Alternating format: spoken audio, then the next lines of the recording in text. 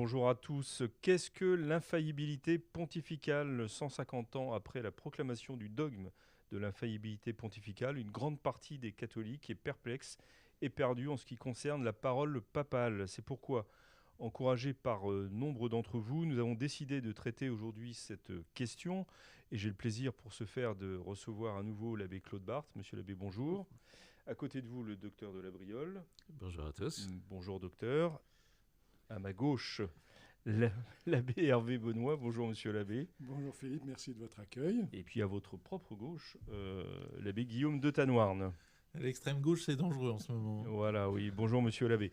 Alors, évidemment, nous allons parler du dogme de l'infaillibilité pontificale. Nous allons surtout essayer de répondre concrètement aux interrogations de ceux qui nous regardent ou qui nous écoutent, qui sont un peu perdus entre les interventions du souverain pontife dans l'avion, les encycliques, les messages, les discours, les confidences à la presse, etc. Où se situe exactement quelle est la portée exactement des paroles pontificales, papales plus exactement. J'ai parlé du dogme de l'infaillibilité pontificale. Peut-être serait-il utile déjà de rappeler, petit cours de catéchisme, hein, ça ne fait jamais de mal, ce qu'est un dogme. Et quelle portée et quel degré d'obéissance ça exige. Oui. Pardon. Allez-y, monsieur l'abbé. Oui, je vous regarde, mais je regarde tous les. Je regarde les enseignants. Je regarde tout le monde. L'église enseignante.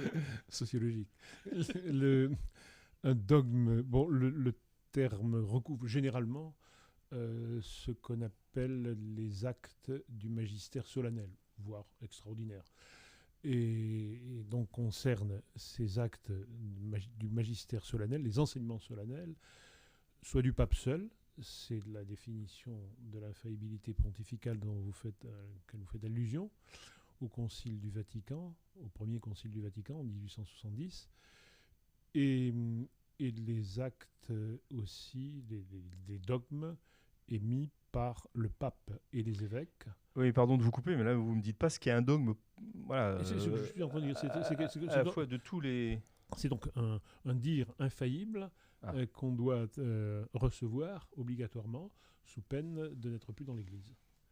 Le pape et les évêques disent on doit croire ceci ou telle chose. On doit croire que la Sainte Vierge Marie est montée au ciel avec son corps et avec son âme. Ça, c'est le dernier dogme proclamé, c'est l'Assomption. Alors, le dernier dogme, ça, c'est autre chose. Ça, c'est autre chose, d'accord. Je pense que... Alors, il y aura des tas de distinctions à faire sans doute dans la discussion. Disons quand même, pour ne pas effrayer nos vies... Comment appelle-t-on ça ? Clubistes, pour reprendre l'appellation de la BCI. Qu'on marche là sur un domaine très complexe et on peut pas régler comme ça autour d'une table. Il y a des tas de questions qui se posent, de difficultés, etc. Donc d'une part, sur le domaine lui-même, par exemple, qu'est-ce que le magistère ordinaire et universel, qui est infaillible aussi quoi correspond-il exactement ? C'est assez difficile à dire. Oui, on va peut-être pas entrer dans ces... Non, voilà, mais disons, on va être obligé d'y rentrer. Alors on y rentrera, mais j'aimerais quand même qu'on... Alors pour ce qui est quand même des questions que posent les auditeurs et ceux qui nous regardent aussi, il faut se mettre tout de suite en tête, je crois, je vais mettre les pieds dans le plat, on est dans une situation tout à fait exceptionnelle. On ne peut pas... les gens qui parlent de l'obéissance au pape aujourd'hui, parce qu'ils savent, enfin j'entends on va dire dans le monde traditionnel au sens large, hein, pas seulement au sens sociologique en faire partie. Voilà. Donc pas seulement les traditionnalistes. Traditionnalistes purs et durs savent que dans un certain nombre de cas, ils doivent désobéir au pape. Ça les embête, ils ont raison, parce que c'est pas normal. Ils doivent quand ils vont à la messe traditionnelle, ils y vont contre les évêques. Donc, autrement dit, ils prennent un catéchisme qui n'est pas reconnu par les évêques. Autrement dit, ils défendent leur foi, ils pratiquent leur foi contre le pape et contre les évêques. Ce qui est évidemment une situation anormale. Et alors là, on a tendance à vouloir dire de limiter ce qu'en soit l'obéissance au pape et aux évêques, ce qu'en soit l'infaillibilité pontificale. Il s'est passé un événement, j'y reviens toujours, je suis un peu... monomaniaque, on va dire. Monomaniaque, oui, c'est ça, qui s'appelle Vatican II, et qui, sur cette question de l'autorité du pape et des conciles, a quand même changé les choses, qui fait qu'on est dans une période un petit peu floue, une période liquide, qu'on a mis dans... Voilà. Ce que vous avez dit la dernière fois. Remonter bien avant Vatican II, à l'origine des dogmes et de la foi. Eh bien, allez-y, oui, ça va C'est un nous peu ce que éclairer, parce j'aborde que dans- c'était dans ma mon question livre de sur le débat. credo. Chacun place son ouvrage, en fait. Je pense que oui, C'est normal. je pense que la foi est beaucoup plus large que le dogme. Le dogme, c'est la foi mise en contestation et la foi qui se justifie et qui se précise elle-même à travers le pouvoir des pontifes, qui sont les pontifes romains, mais qui sont aussi ce qu'on appelait les papes dans les premiers siècles de l'Église, c'est-à-dire le pape d'Égypte, le pape d'Afrique, etc. Enfin, il y avait le mot pape était employé De manière plus large qu'aujourd'hui. Mais Saint-Cyprien, par exemple, fait des mises au point en tant que pape, non pas de l'Église universelle, mais de l'Église de Carthage. Très bien. La foi, c'est le fait de recevoir l'enseignement de l'Écriture. Mais la foi mise en difficulté par des critiques, suppose qu'il y ait dans l'Église une manière de répondre à ces difficultés. Et ces réponses aux difficultés que l'Église rencontre avec son enseignement s'appellent les dogmes.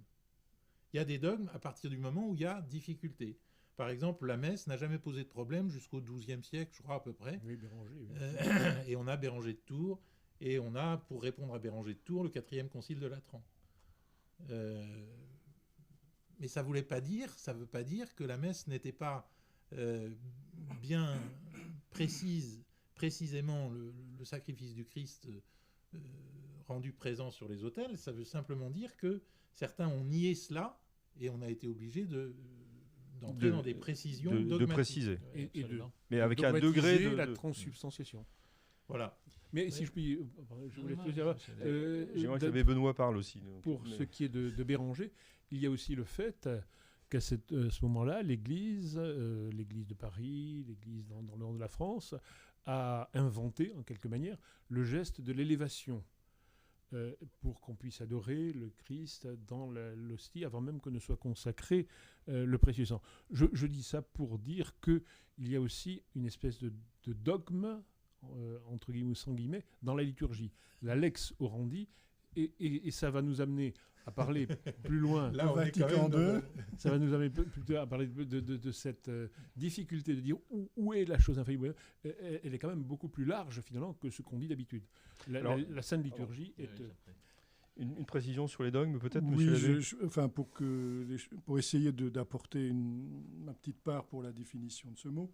Donc, il me semble, j'ai consulté les bons auteurs avant, donc le mot dogma en grec doit signifier étymologiquement ce qui, avec votre main devant la bouche, ce qui paraît bon, avec une idée de convenance, de conformité et d'adaptation. Donc le dogme, c'est le mot qui convient pour la chose. Oui. Ça vous va Le mot qui convient, oui. Voilà. Et donc, au début de l'histoire de l'Église, et donc nous allons fêter l'année prochaine le 1700e anniversaire du Concile de Nicée. Oui. Avant même que le pape le soit de manière reconnue, les évêques du monde entier se réunissent pour trouver le mot qui convient à propos de la nature de notre Seigneur Jésus-Christ, qui est à la fois homme et Dieu. Et il n'existe pas de mot en grec pour dire cela. Et donc, après des débats houleux, qui nécessiteront d'ailleurs, me semble-t-il, je parle sous le contrôle de mes confrères, un deuxième concile, on va trouver le mot qui convient. Donc c'est bien homoousios, si je ne me trompe pas, pour dire, voilà. Et donc on va fabriquer un mot, et le dogme, c'est ça, c'est la foi enveloppe. La foi est ce que le don de Dieu est notre réponse. Et alors, je voudrais souligner qu'en grec aussi, j'ai noté que dans le mot dogme, il y a aussi l'idée que ça conduit, et on arrive à ce dont nous évoquions la semaine dernière, au politique et au moral, c'est que ce que je crois implique et fonde une certaine conduite. Vous voyez, dans le mot dogme, il n'y a pas seulement l'intellect qui tente d'appréhender le mystère de la foi, et qui doit adhérer, mais il y a aussi une dimension d'adhésion et de vie en conformité avec ce que je crois. Voilà ce qu'il y a dans ce mot-là. Au risque de paraître un peu agaçant, dans non, le dogme, pas du tout. Il n'y a pas que l'adhésion. il y a aussi ce qu'il ne faut pas dire et ce qu'il ne faut pas croire. Et il est très remarquable que le magistère, en particulier du 19e siècle, ce syllabus de Pie IX extraordinaire, est sous forme négative. C'est-à-dire que le dogme, c'est ce à quoi ne correspond pas la foi.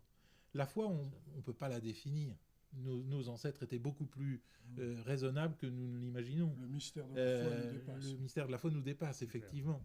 Mais on peut dire ce qu'elle n'est pas. Allez-y, docteur, je vous ai coupé la parole tout à l'heure, donc vous pouvez y aller. Précision, une chose est ce qu'elle est et n'est pas ce qu'elle n'est pas. Et alors Bruno Neveu, qui était un spécialiste de l'histoire des dogmes, disait on fait exister l'hérésie pour la tuer. J'étais sûr que ça vous plairait. Ah oui, je vais vous dire quelque chose qui allez, écoutons le docteur Labriole. C'est que vous sachant lecteur de Jacques Lacan, oui, je dirais que le dogme est un point de capiton. Oui, mais alors là, on est en train de faire un monde. Là, vous nous avez perdu. Non, mais surtout tous ceux qui nous regardent. Là, alors, pour éviter la dilation. La liquidité. La liquidité. Alors, ce dogme... Non, oui, je me tourne vers vous parce que je vais à la droite. Excusez-moi. Je vais essayer de me corriger, mais ça va être assez... Voilà, c'est une obligation du visage. En quoi ce dogme oblige-t-il concrètement, justement ? Il oblige à le croire, tout simplement. Il dit ce qu'est la foi. Ah, mais c'est important. C'est l'autorité de l'Église qui s'est engagée dans la désignation de ce que c'est la foi, et nous croyons parce que nous entrons dans l'obéissance à l'Église. Il y a une obligation d'obéissance à l'Église à croire parce qu'elle parle avec l'autorité du Christ, qui vous écoute, m'écoute. Et donc qui n'écoute pas, n'est pas de l'Église, tout simplement. C'est ça qui est... Mais voilà, c'est ce qu'il fallait dire. Alors, oui, c'est très important parce que c'est une limite et en même temps voilà, on voit ce qu'est l'Église. L'Église est là. Et en même temps, un moyen imparfait, c'est un moyen, mais un moyen imparfait, puisque le mystère va toujours dépasser... voilà. Bien sûr. La carte et le territoire, le mot et la chose. Enfin... Oui, bien sûr. Mais enfin, en tout cas, on voit ce qu'est l'Église, où elle est sur la terre. Mais alors, est-ce que ça veut dire, à contrario, croire, que ce qui n'est pas défini comme dogmatique reste sujet à discussion Bien sûr. Tant qu'on n'a pas trouvé les bons mots pour le dire, chacun a le droit de proposer. Et la bonne explication, exemple, le mystère et dogme de l'Immaculée Conception, qui a longtemps été discuté, même par les plus grands. Saint Thomas d'Aquin et Saint Bernard, des mariologues, on va dire, pour Saint Bernard particulièrement éminents. Des grands amoureux de la Sainte Vierge, en tous les cas. Parce qu'on n'arrivait pas à s'entendre sur le mot. Oui, ni sur la chose peut-être. Sur ce que signifie le mot aussi. À la fin, l'Église enseignante, celle du pape et des évêques, dit voilà, il faut croire que la Vierge Marie a été conçue de manière immaculée. A été préservée de la faute originelle dès le premier instant de sa conception. Alors, bien garde de ne pas dire à quel moment cette conception a eu lieu. Oui, on voit bien par exemple au IVe, 5e siècle qu'après le concile d'Éphèse, tout ce qui va donner lieu au monophysisme, les évêques d'Orient n'arrivent pas à s'entendre sur la signification des mots pour parler de ce mystère-là. Heureuse époque où on se battait sur les mots, sur leur signification et sur leur signification de foi. Et je crois qu'on se bat encore sur un mot qui est le mot médiateur, médiatrice. Oui. Et on a très peur de faire de la Vierge Marie la médiatrice de toute grâce, parce qu'on ne comprend pas l'importance de la médiation. Et le fait que Dieu... co-rédemptrice, c'est la même chose. Mais il n'y a pas l'Immaculée Conception dans Lumen Gentium. Il y a la chose, si on peut dire, puisqu'elle est préservée depuis le début. Le dogme de l'Immaculée Conception, qui était à portée de main, n'y figure pas. Et ça, c'est évidemment pour faire, à cause de nos frères protestants, et voilà. qu'il fallait ménager. Et voilà. Alors moi, je reviens à l'autre concile qui est Vatican I, en 1870. Enfin, je reviens du moins à cette époque. À partir du moment où l'Église a proclamé le dogme de la faillibilité pontificale, est-ce que ça sous-entend que précédemment, dans les siècles précédents, le pape n'était pas infaillible? Ah non, pas du tout. Non, mais c'est un point qu'il faut le dire seulement. Alors que certaines autres décisions qui peuvent être données comme dogmatiques vont, par la manière dont elles sont dites, préserver ce qui a précédé. Exemple, sur la forme et la matière du sacrement de l'ordre. Ça ne veut pas dire qu'auparavant, tout le monde est à peu près d'accord là-dessus. Là, non, le texte lui-même explique que le pontife romain, donc on remonte aux origines, dans toute l'explication, pour finir par dire, voilà, le pontife romain, lorsqu'il parlait que c'est ex cathedra, c'est-à-dire quand il traite de la foi et des mœurs et qu'il demande à croire, c'est ça, qu'il fait obligation de croire. Les conditions de l'infaillibilité. Voilà, essentiellement le fait il veut que l'on adhère obligatoirement à ce qu'il dit en matière de foi. C'est cette obligation qu'il fait aux fidèles de croire. Vous avez parlé de foi et mœurs. Foi et mœurs, oui, bien sûr, puisque dans l'un et l'autre, le pape couvre ce domaine qui est très connexe, comme on vient de le dire, mais qui, en effet... Alors, oui, extraordinaire, excusez-moi, là est défini le magistère solennel du pape.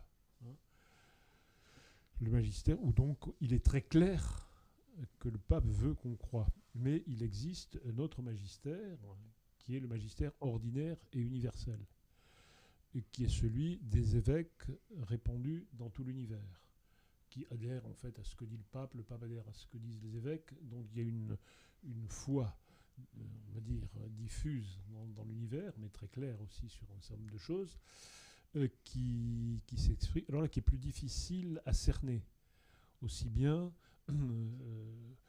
d'où l'intérêt des définitions solennelles du pape pour trancher ce qu'il faut croire ou ce qu'il ne faut pas croire, et des conciles également, pour trancher ce qu'il faut croire ou ne pas croire. Voilà ce que... Et il y a quand même quelque chose de nouveau dans l'enseignement de Vatican I, c'est qu'il se prononce sur l'infaillibilité d'un individu, le pape. Certes, oui, bien sûr.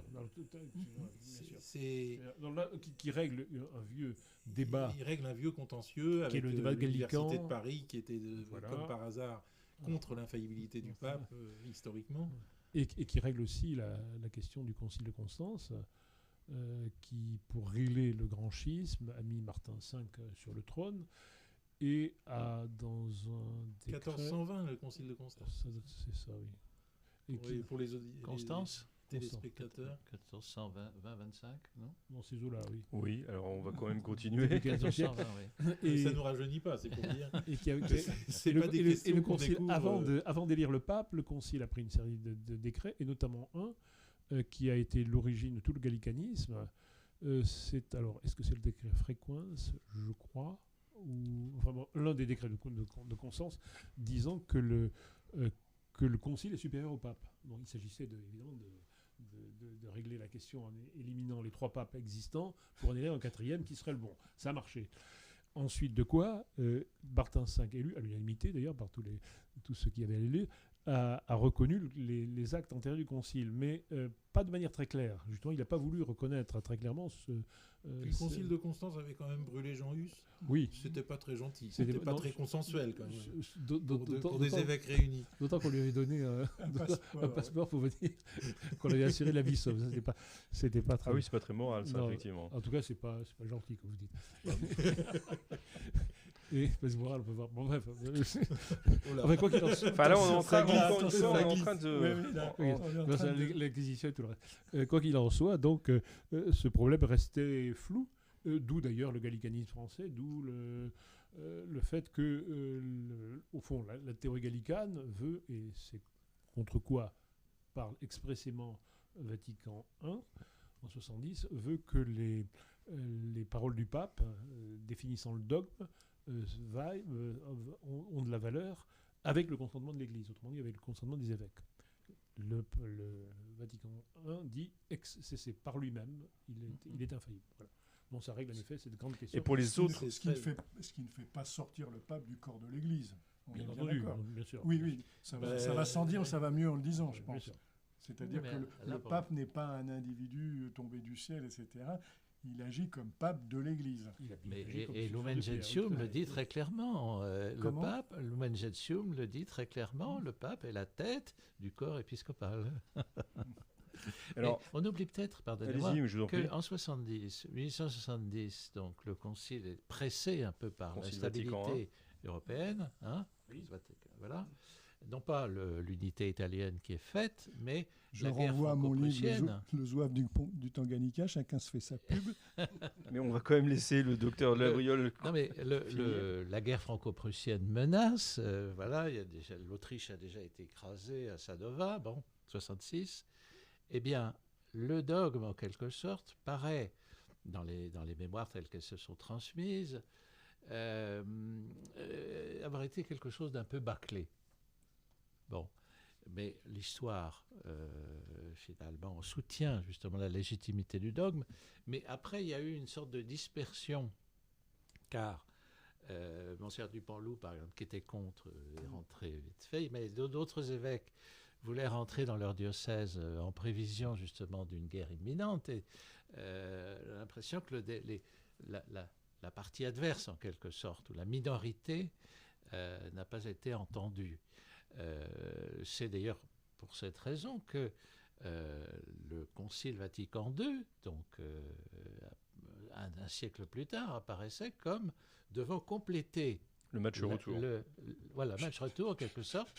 Voilà, il fallait que ce soit le Concile des évêques, qui eux-mêmes, donc, puisque le pape avait été en quelque sorte promu, il fallait qu'un certain ruissellement leur permette d'être relevés, ce qui d'ailleurs existe là aussi dans Lumen Gentium, car au paragraphe 20, ils sont successeurs des apôtres, et au paragraphe 27, ils sont successeurs et délégués du Christ.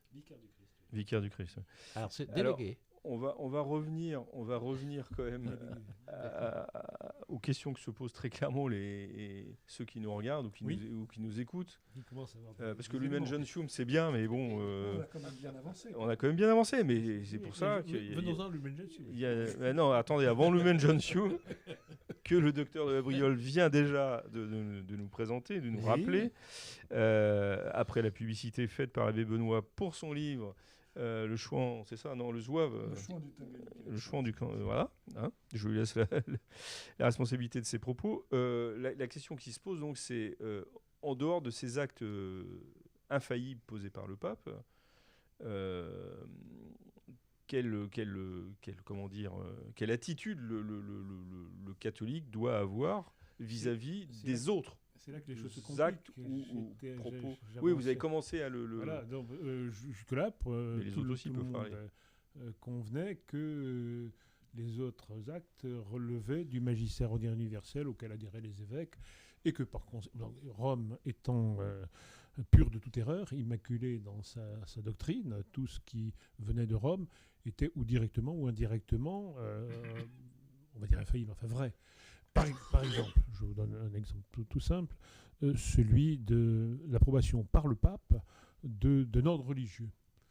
Tout le monde convenait que cette approbation faisait que la règle en question, l'ordre religieux, n'était pas dogme, si on veut, mais ne contenait pas d'erreur contre la foi ou contre les mœurs. Tout le monde convenait que la béatification, pas la béatification, la canonisation quand même. C'est la question que j'allais vous poser, effectivement. Oui. Faisait que, donc on rentre dans ce qu'on appelle les faits dogmatiques, c'est un peu compliqué, mais enfin, était couverte, on va dire, par l'infaillibilité, que le pape ne pouvait pas faire honorer sur les autels quelqu'un qui n'aurait pas eu une vie sainte, vraiment une vraie... qui ne serait pas dans le ciel. Que les actes des congrégations, c'est Pie IX qui le dit dans Tuas Libenter, à cause de contestations allemandes déjà à l'époque, que dans les actes des congrégations, les choses qui sortent de Rome en quelque sorte, ne peuvent pas, sans qu'elles obligent, sous peine de tomber dans l'hérésie, ne peuvent quand même pas contenir d'erreur contre la foi et les mœurs. Ça va très loin là quand même. Ça va très loin. Jusqu'aux congrégations. Donc. Oui, ben évidemment, c'est puisque la congrégation. Oui, ça s'exprime au nom du pape. Qui s'exprime, bien sûr. Donc tout ça fait que là, on n'est plus dans ce cas maintenant aujourd'hui, c'est clair. Justement, qu'est-ce qui nous permet de déterminer qu'on n'est plus dans ce cas? Est-ce que ce qui nous permet, pardonnez-moi, déjà on pourrait interroger sur l'autorité de Pie IX dans le document qu'il publie à propos des congrégations romaines. Quelle est l'autorité? Oui, ben la même chose qu'il donne pour les autres, c'est un cercle, si on veut. Et comme c'est une bonne question, effectivement. Oui, non, vous avez tout à fait raison. Et ça vaut dans le sens inverse. si on parle du magistère actuel. C'est une espèce de cercle. C'est pour ça qu'il faut revenir à l'origine, en ce qui concerne, je dirais, le magistère actuel. Ce qui nous... doit-on reconnaître, oui, accepter la nouvelle messe ou pas? Des tas de gens vous disent non. C'est quand même anormal. Il s'agit de la lex, théoriquement, de la lex orandi, c'est-à-dire de la loi de la prière qui emporte la loi de la foi. Et ainsi de suite.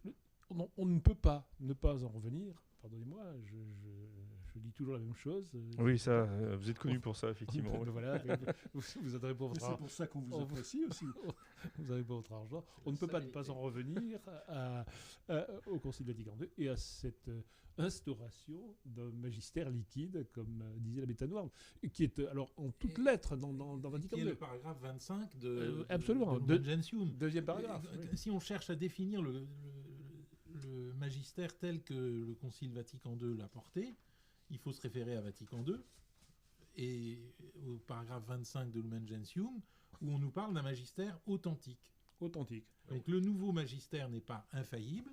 Il est authentique. Le mot authentique remplace le mot infaillible. C'est une nouveauté. C'est vraiment du magistère. Ça a le goût du magistère. Ça a la beauté parfois du magistère.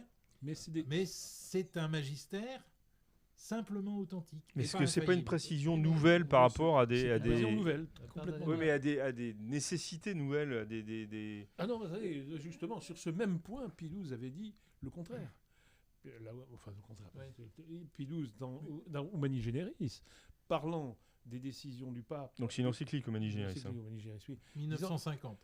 Oui, une année décisive. Qu'on ne croit pas. Je peux vous donner le texte lui-même. Enfin bon, bref. Non, mais citez-le de mémoire, c'est pas grave. Qu'on ne croit pas que lorsque le pape, dans une encyclique, va dire ne peut pas obliger à croire. Et lorsqu'il définit quelque chose en disant voilà, désormais c'est comme ça, il faut le croire. Autrement dit, tout le magistère du pape, les paroles du pape se réfèrent toujours d'une manière ou d'une autre à l'infaillibilité, plus ou moins directement. Ce que le magistère authentique fait le contraire. Il décroche de l'infaillibilité. C'est ça. Oui, mais est-ce que c'est le magistère en avion. La question du naïf, qui est authentiquement du curé de base, du catholique de base. Oui. Est-ce que dans les propos du pape, parce que nous allons donc de la déclaration infaillible, etc., jusque le pape ouvre ses volets le matin en disant il va pleuvoir cet après-midi. Oui, c'est du magistère authentique, pas de problème. Attendez, mais laissez-le finir là, quand même. Mais si, pardon. On est en train de chercher la vérité avec ardeur. Justement, mais pour ne pas perdre ceux qui nous regardent. Ce que je voulais simplement faire entrer dans le débat, c'est le fait de dire qu'il y a une multiplicité de niveaux auxquels parlent les papes, et qu'on ne peut pas mettre sur le même plan la déclaration météorologique qu'il a faite le matin. Mais André, il faut qu'il parle de la foi et des mœurs. Oui, non, mais c'est important. C'est très important parce qu'encore une fois, la semaine dernière, je vous ai un peu taquiné là-dessus, mais je veux dire, on mélange tous les niveaux de prise de parole. C'est autre chose. Non, c'est pas un niveau, là, c'est notre nature. Si vous voulez. On parle de température. Quand le pape s'adresse à un chef d'État, quand le pape s'adresse à telle catégorie. Ça dépend s'il parle de la foi et des mœurs. Oui, mais il peut aussi. Non, mais sans rentrer. Oui, mais il peut aussi tenir des propos liés au contexte, à une. Et qui sont relatifs dans ce cas-là. Voilà, c'est simplement, je pense. Mais comme il est le pape et qu'il parle de la foi ou de la morale, ce qu'il va dire, par exemple, monsieur, normalement, ne sera jamais entaché d'erreur, sans être pour autant une obligation à croire. Vous comprenez ce que je veux dire ? Quand les papes parlent de l'arme nucléaire, par exemple, je me rappelle avoir. Oui. Est-ce qu'à chaque fois, ça engage l'infaillibilité du pape sur la nature de l'analyse de l'arme nucléaire ? On se rapproche quand même beaucoup de. On peut, mais on se rapproche. Mais quand même, si on veut dire. Alors, on va pas faire un débat sur l'arme nucléaire. On avait déjà essayé. Pour le coup, je me retrouverai près du Vatican II. Mais en pratique, se pose quand même la question, là nous l'abordons sous la question de l'actualité. Quand le pape parle aujourd'hui. Oui, mais c'est bien ce qui intéresse ceux qui nous regardent. Le pape est le 238e, les papes ont parlé avant. J'en ai mis trop. Non, pas assez, apparemment.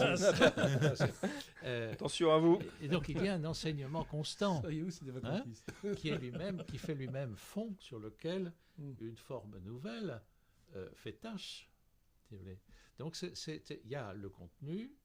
Oui, il faut que ça rentre en cohérence avec ce qui a été dit avant. Il y a la personne qui parle, mais le contenu devient-il vrai, enfin, sur des choses banales, enfin prosaïques, on va dire, concrètes. Parce que je pense derrière la question de l'infaillibilité, il y a ce qu'on appelle l'indéfectibilité de l'Église, en réalité.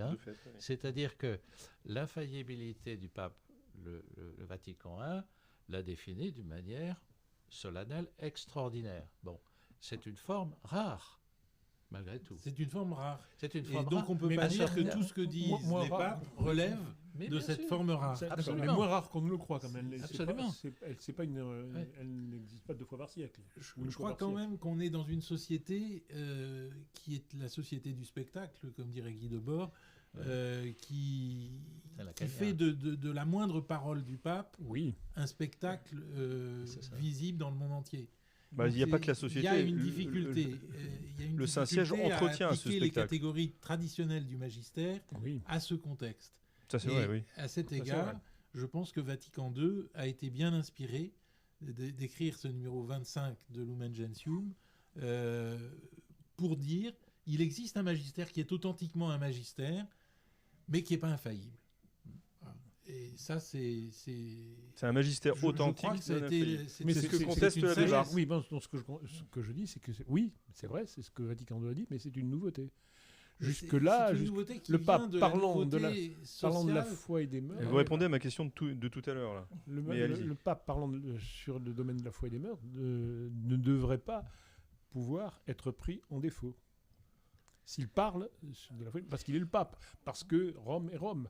Non, mais il y a une vraie question. Par exemple, la déclaration d'Abou Zubayr. S'il ne désire pas engager son infaillibilité, qu'il se taise. Il peut parler. Oui, alors c'est là où je ferai du tanoir, c'est que je dirais qu'effectivement, on aimerait, après le pontificat de Pie XII, celui de Jean-Paul II et puis de Benoît XVI, on aimerait effectivement un temps de silence. On peut non, justement, je le dis à dessein. Ayant été nourri par tout ce magistère pendant près d'un siècle, moi je pense qu'il serait nécessaire que nous fassions un grand temps de silence et d'approfondissement et de voilà. Oui, moi j'appelle la était un peu différente selon les périodes.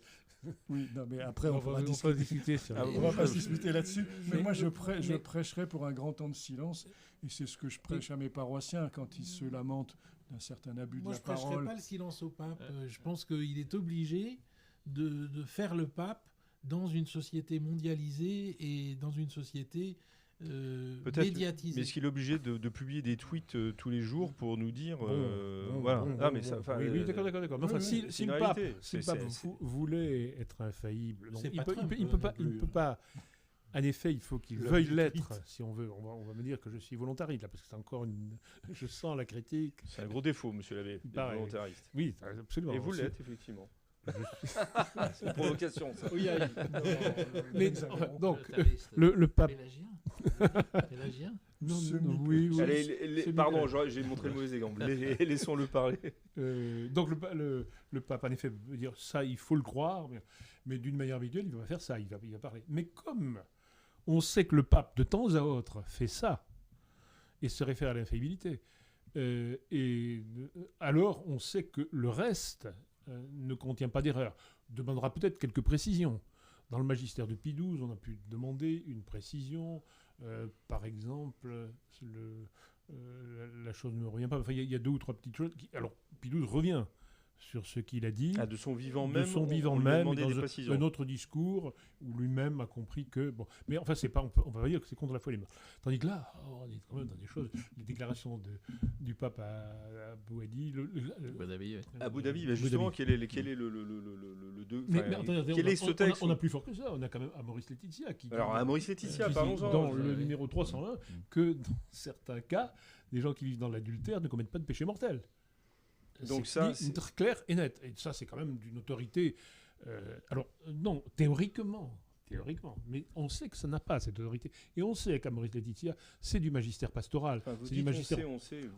On le sait parce que, oui, tout le monde le dit, tout le monde le répétait, et parce qu'on sait que l'infaillibilité, on ne se réfère plus jamais à l'infaillibilité. Dans le cas le plus fort qui a représenté pour moi un grand espoir, à savoir celui d'Ordinatio Sacerdotalis, où le pape... Rappelez ce que c'est, pardon. Alors, c'est une déclaration du pape en 1994 de Jean-Paul II, dans laquelle il a déclaré que, parlant avec son autorité pontificale, etc., il décidait que on ne peut pas que seuls les hommes peuvent accéder au sacerdoce. Voilà. Et il l'a fait de manière assez... magnifique, parce qu'on se dit, ça y est, il raccroche, il remonte sur le cheval et tout va suivre, automatiquement. Il a énuméré les 4 conditions. Les 4 conditions. Voilà. Sauf que... par Vatican I, dans l'ordre où elles sont données par Vatican I. Sauf que un an après, celui qui avait écrit le texte, à savoir le cardinal Ratzinger, qui était l'inspirateur doctrinal... Oui, voilà. Mais qui avait une sainte frousse, je peux vous le dire, de l'infaillibilité. Il ne voulait jamais que l'infaillibilité soit mise en... Non, le cardinal, dans une déclaration du 28 octobre 1995, dit à propos d'Ordinatio, il répond à un doute. Est-ce que c'est infaillible ? Il répond, ouvrez les guillemets. Il faut donc souligner que le caractère définitif et infaillible n'est pas né avec la lettre Ordinatio Sacerdotalis. La doctrine est infaillible, mais ce n'est pas Ordinatio. N'est pas... Dans le cas présent, il continue pour bien expliquer, un acte du magistère pontifical ordinaire en soi non infaillible, donc Ordinatio Sacerdotalis, atteste le caractère infaillible de l'enseignement d'une doctrine déjà en possession de l'Église. Autrement dit, Ordinatio Sacerdotalis, pour lui, c'est un acte du pape qui dit, voyez, je désigne une doctrine qui est déjà infaillible. Mais il le fait dans un acte qui n'est pas infaillible, dixit le cardinal Ratzinger, tout à fait récent. En réponse à un doubia, donc. En réponse à un doubia. C'est à quoi le jésuite français Cesboué disait, mais alors attendez, si c'est un acte non infaillible qui dit que quelque chose est infaillible, où est l'infaillibilité ? Oui, vous connaissiez sûrement bien mieux que moi le cardinal Ratzinger, devenu Benoît XVI, mais il me semble avoir perçu dans sa personnalité une sorte de crainte révérentielle de ne pas mésuser de cet acte d'infaillibilité tellement solennel et tellement important, dans la crainte, à travers son humilité personnelle et sa modestie de théologien, voilà, vous avez tout à fait raison, mais enfin, voilà, ça jette, ça enfonce un coin dans cet exercice. Enfin, on disait, voilà, depuis Vatican II, un acte solennel même qui est... En même temps, c'est pas le pape qui corrige la décision. Non, enfin voilà, on reste... Entendu, j'entends bien que ça ne... Si la décision est vraiment infaillible... Vous comprenez que ça m'arrache la bouche de remettre en cause l'autorité même du cardinal Ratzinger. Hein. Ce que je veux dire, c'est qu'on est dans un climat que manifeste le cardinal Ratzinger, qui était quand même le principal personnage doctrinal de cette époque-là, et qui va devenir Benoît XVI, dans un climat de non-infaillibilité. C'est ce que je voulais dire, pas plus. Oui, je comprends. Oui. En même temps, on ne peut pas le taxer de relativisme. Non, mais et tout ça venant, et lui-même l'a dit dans bien des... Enfin, vraiment, il n'y a pas d'infaillibilité dans Vatican II. Voilà. Il l'a dit, répété un certain nombre de fois. On est donc, à cause de Vatican II, encore une fois, pardonnez-moi, dans un climat de magistère liquide, ce magistère authentique. Le magistère authentique, puisque l'Église nous donne ce mot-là. Voilà, authentique. Oui, mais ça fait de Vatican II, non pas une proclamation, mais un acte de gouvernement. C'est-à-dire qu'on l'impose en quelque sorte au titre d'une adhésion de corps constitués, enfin d'ensemble cohérent. Oui, mais de volonté d'adhésion. Au titre d'une praxis. Oui, c'est le père Chenu qui, dans un article à la fin du concile, avait insisté sur l'importance de la notion de praxis. Oui. Dans la fin de son 2e tome d'articles repris. Et là, oui, mais qu'est-ce que vous en tirez comme conclusion pour ceux qui nous, encore une fois, ceux qui nous regardent, qui vont peut-être pas saisir tous les finesses de ce que vous voulez dire. Là. Ce que je veux dire, c'est que la praxis, c'est la vie pratique qui, pour une mesure, est source de doctrine. C'est la phrase de... Oui, c'est l'enseignement pastoral. C'est l'enseignement pastoral. C'est-à-dire, quand on fait le catéchisme, on essaye d'enseigner la foi de l'Église, mais on le dit aussi avec nos propres mots, notre manière personnelle de présenter les choses, et qui peut parfois être oui, bien sûr, mais là, il y a un ordre logique. C'est-à-dire, ce qui est premier, c'est la foi. Bien sûr. Et ensuite, effectivement... il y a l'enseignement pastoral. Il y a la façon de le faire passer. Mais quand l'enseignement pastoral devient source de doctrine, devient le contraire, source de la foi. Laetitia, par exemple. C'est-à-dire que on constate que le mariage devient un joug impossible à supporter pour beaucoup, et donc on en tire la conséquence que il faut que l'Église trouve moyen de s'ouvrir à cette pratique. Oui, mais cette idée de pratique normative, elle est déjà présente dans la littérature, puisque la chute du démon de Midi de Paul Bourget est très exactement la phrase suivante: si l'on ne vit pas comme on pense, on finira nécessairement à penser comme on vit. Oui. Bon, donc la praxis, évidemment, contient la maxime de ce que l'on fait, sauf à être en contradiction. Oui, mais alors, je ne pense pas que le Père Chenu voyait tout ça dans la praxis. C'est pas sûr, parce que le Père Chenu avait des vues quand même très subversives. J'ai lu du Chenu disant, si l'Église ne trouve pas une manière de parler à l'homme d'aujourd'hui, c'est la crédibilité de la révélation qui est en cause. Oui. On est dans une révolution copernicienne, là. Oui, oui, mais enfin, on ne va pas imputer à Vatican II les sottises d'un certain nombre de clercs. Vous avez raison. Mais la pratique est évidemment, dans la construction de soi et de ses repères éthiques, des faits normatifs. Alors, pas forcément dans la bulle individuelle, mais on écoute, on observe. Voilà, les enfants, les petits sont très surmriques, comme on pourrait dire. Mais papa a dit ça, et puis il fait ça, et maman, voilà, bon. Les enfants ont besoin de cette cohérence. La pratique porte la norme, en fait. Mais agir par la pratique, ça peut être fait pour de bonnes raisons. Et la plupart des thérapies s'emploient justement à montrer qu'on peut changer de comportement sans attaquer directement les repères qui les renforcent. C'est la version positive. Pour le reste, ça s'appelle la subversion. On est bien d'accord. C'est-à-dire en obligeant les gens à agir d'une manière dont ils repousseraient la définition. Oui, mais alors, vous donnez à ce concile pastoral un caractère foncièrement et essentiellement subversif. Et l'abbé de Tanoine ne vous suit pas jusque-là. C'est un coming out, si vous voulez. Ouais. Alors, concrètement, pour terminer... Moi, j'ai pas besoin de le faire. Effectivement, vous n'avez pas besoin de faire ce coming out. Concrètement, pour aider ceux qui nous regardent, quelle attitude faut-il avoir en essayant d'être un bon catholique aujourd'hui vis-à-vis de la parole. Il faut avoir une ouverture. Il faut avoir une foi nourrie. Magistère C'est l'abbé qui avait commencé. Pardon. Je pense qu'il faut avoir une foi nourrie, adulte, ayant puisé aux sources de la... Chacun à son échelle et selon son devoir d'État, mais ayant puisé aux meilleures sources de la foi, ce qui permet de recevoir ce magistère, je dirais, avec à la fois...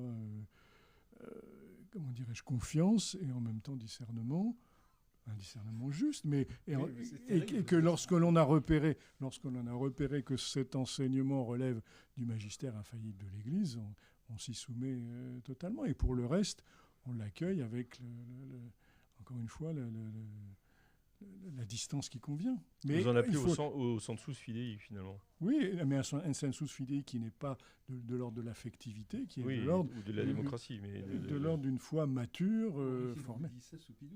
Comment ? Oui, je prends le magistère du pape, oui, enfin j'en prends, j'en laisse. En somme, c'est ce que vous nous dites. Ah, pas du tout. Non, c'est pas avec distance, vous dites. Non, parce que la distance, c'est pour mesurer le genre littéraire dans lequel s'exprime le pape. Oui, et donc éventuellement pour laisser de côté.